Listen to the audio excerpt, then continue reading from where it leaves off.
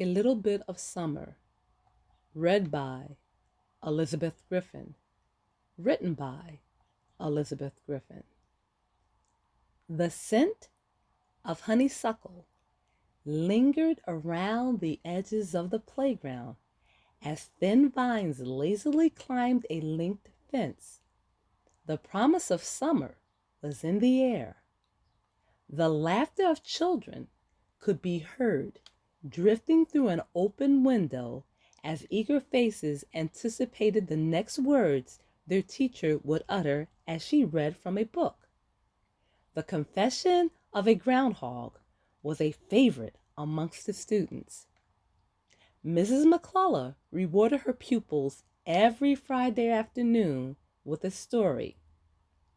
The young teacher would sit at the front of the classroom with her long skirt draped neatly over her knees, her feet planted firmly on the floor, and a sturdy book in hand. "I've been predicting the arrival of spring for years," read the 26-year-old teacher in a voice that mimicked the whining sound of an animal, a groundhog, as he talked to the birds flying above his head. "Do not be afraid of the cold weather. It will be gone in 6 weeks. Please stay. Spring is coming." The children listened in awe. A little boy with tight curly hair and brown skin shouted from his rear seat, "You can't leave, little birdie. Listen to the groundhog. He wouldn't lie." Several other students voiced their concerns for the frightened birds that were considering the long flight to a warmer climate. "You've been in this world for a very long time. You should be used to the snow and the blizzard. Just stay a little longer."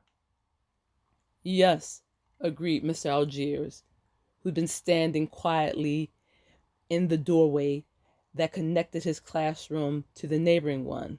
"The birdies can't leave now," he declared with a twinkle in his eye. Mrs. Mccellan looked away from the faces of her students and glanced in the direction of the Latin teacher. A faint smile touched her lips as she acknowledged that once again the young man was eavesdropping during storytelling. He had a habit of drifting into her classroom and finding a seat somewhere behind the students.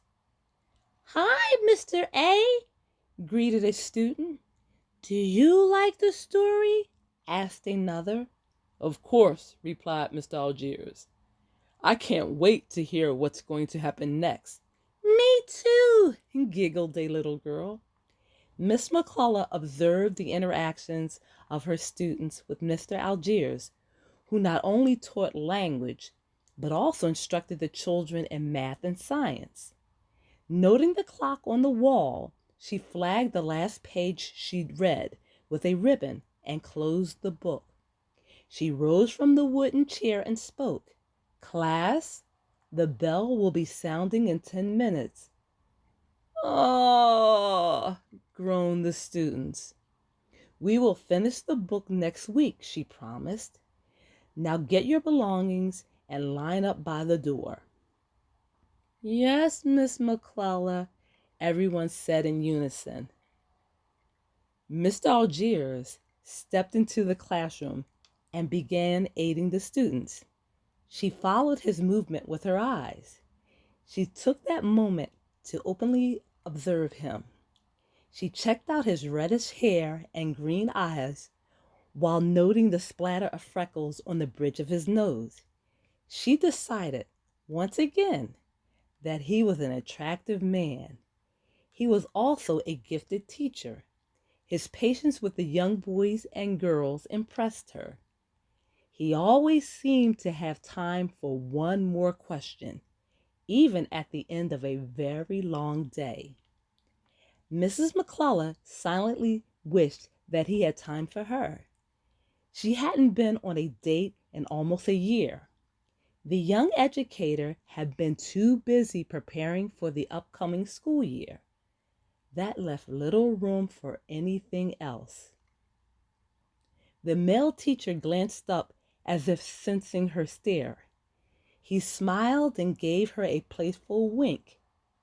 Her heart fluttered. Could he have guessed her thoughts? She hoped not. It was one thing to fantasize about the man, but she didn't want him to know that she was doing so.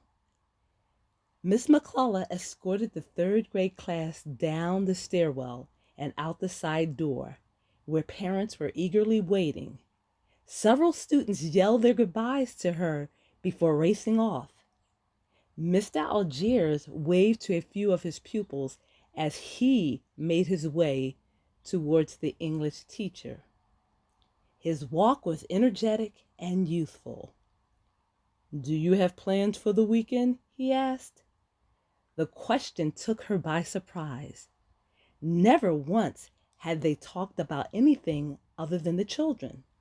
She glanced into his eyes, his soft green eyes, and a smile began to spread across her face. "Not at the moment," she admitted. The Latin teacher became a bit bolder. "Then go out with me." "What? Where?" "Have dinner with me. Or let's go to the movies. I'm not particular about what we do or where we do it," he declared.